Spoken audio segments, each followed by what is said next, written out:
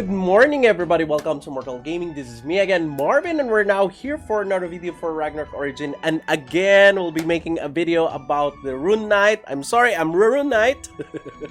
So we're going to be talking about which is which, sword build or spear build, because I have gotten a lot of messages from the Facebook page asking me which one is better, which one to use where. Although I have cited it on my previous video in the spear build, I believe that, most of the people won't be reaching that far in the video, and so I have made a separate one for that. So the first question was which to build first. If you are first time Rune Knight or you just changed job to a Rune Knight, what do you build first? Of course, you build the sword build, because the sword build is the easiest to use. Although it gives less damage on some occasions, it's the most flexible. You can use it everywhere. It's the most easy to build. So sword build is the one to go. And after you have built the sword build, that's the time that you branch out to spear build, because spear is gonna be useful more on other parts of the game. So which contents would you use spear? Which contents would you use sword? So let's start with the sword first. Of course, grinding and monster research and MA monster annihilation, I would be using sword because it's easier. You become ranged when you are on Dragon Zion and your range is AoE, and it's easier to hit the enemy on using auto attack, because as you might have noticed, when you target a moving monster, your attack would be on the first place that monster has been. And even if the monster has already moved a couple of meters away, you'd still hit that spot. That causes you to miss, and that is kind of irritating for me. So sword is still the way to go for grinding. For Juperos, it's kind of debatable.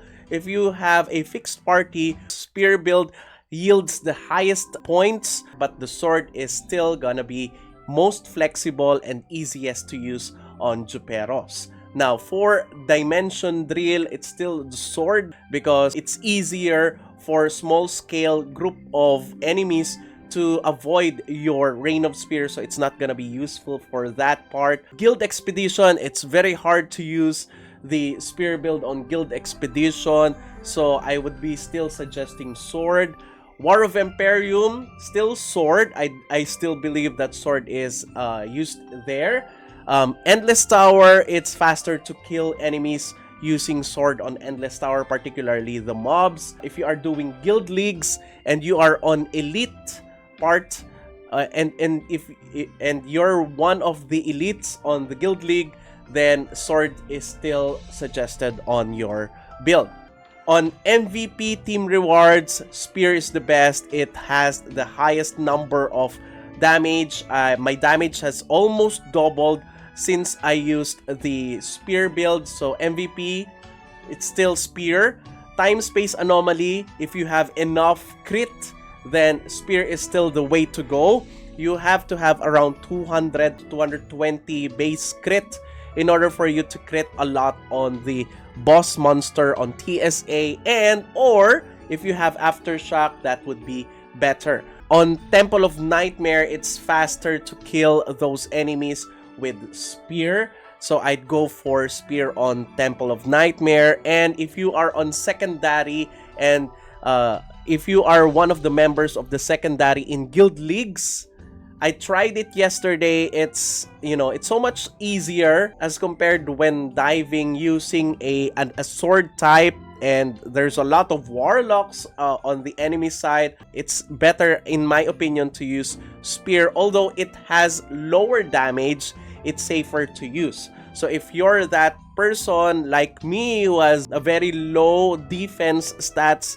or low spender, I would be suggesting spear for that one. And lastly, for those just like me who are having trouble in terms of switching, because sometimes when I switch from sword to Spear, I always forget one or two things. So I made a list of things to change so that I won't be completely forgetting a lot of things in my arsenal. So I will be still using the full potential of my character. So that has been the biggest problem of mine in Rune Knight. I know for the Warlocks out there, they're gonna be laughing out hard because the Warlocks life is so easy aside from, you know, getting the perfect Vero score on their character. Aside from that, everything else is just very easy. They don't have to switch that much because they always use the elemental build.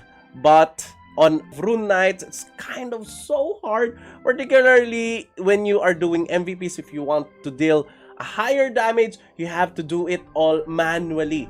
Right. So I've listed it all here. The first one that you have to change are the stats. You have different stats for sword than spear. The next one is the skill build, of course. The third one is your weapon. You have to take out the cards on your weapon, and then you have to put it back in when you change your gears to spear build. So sometimes other people just set a new belt preset so that they won't be, you know, they won't be having trouble in taking out the cards on their weapons. So they have to, you know, press the preset then, and then the cards will be, you know, taken away. Then that's the time that they change to spear. And then you have to also change your enchants. From melee boon, you have to change it to superior crit. After that, the Vero score, if you have Omni Chip, that won't work, so you have to change it. Afterwards, you go to your Nexus talents. Of course, you have to change again here. Oh my goodness. And then if you want, sometimes you also have to change your sigil. And then last but not the least, your astral sign, you have to change it here. And then you're good to go. A lot, right? So right. So I think with all of this happening, I think, you know, wait! Don't stop watching! I know you will get excited with this good news I have for you! We have a new partnership in the channel, introducing the King James Enterprise, or the KJE. The KJE has been the source of thousands of players for all their discounted top-ups, not only in Mobile Legends, Lords Mobile, Genshin Impact, but also all of the Ragnarok franchises ever since Ragnarok Eternal Love. And KJE is now expanding also to Ragnarok Origin. So are you excited? I am excited! Just use the promo code below, Immortal MBGG, to get huge discounts on your first top-ups and even on your succeeding top-ups. So what are you waiting for? Let's top up on Ragnarok Origin with me! See you there!